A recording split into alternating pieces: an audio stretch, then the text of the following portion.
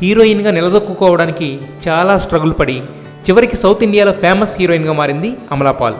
అయితే ఏఎల్ విజయ్ దర్శకత్వంలో నాన్న సినిమాలో నటించింది అమల. ఆ సినిమా షూటింగ్ టైంలోనే ఇద్దరూ ప్రేమించుకున్నారు. ఆ తర్వాత పెళ్లి కూడా చేసుకున్నారు.